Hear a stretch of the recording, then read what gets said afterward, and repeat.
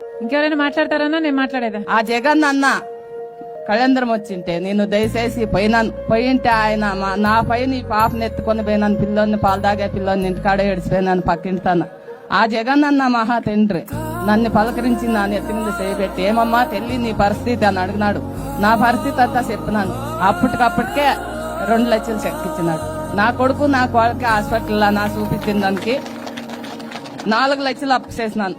తిరుపతిలో ఒక శవము పోయింది, ఇది కర్నూలులో ఒక శవం పోయింది. అదంతా బాధ్యత. అప్పు ఇట్లా వెళ్తాను అందరితో నా చేయి జాపి కొంగు జాపి నేను ఏడుకొని ఇప్పించుకొని ఇండే బాకి చల్లిస్తున్నాను. ఇప్పుడు నాకు బతకడానికి ఏమీ లేదు. నాకు పనికి పోయేకి చేత కాదు. కరువు పనీరు అదైతే కొంచెం చేసి రావచ్చు. మాకు అడిగావమ్మా? కరువు పని అడిగావా? అడిగినా ఎవరు ఇవ్వలేదు మేడం. మా ఇంట్లో కట్టుకొచ్చి మన బుక్కులు మారుతున్నారు. అవి ఇప్పుడు సర్వేర్ పని చేయలేదు. నా బుక్ పోతానే సర్వేర్ పని చేయలేదు.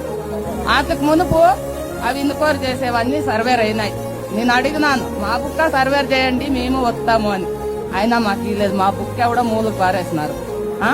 మేమే ఆ విధంగా బతకల్లా, ఈ పిల్లోళ్ళని ఎట్లు సాకల్లా, ఈ పిల్లోళ్ళు చదువులేమి, బట్టలేమి, నాకు తినే భూ ఏమి, 2 పిల్లలు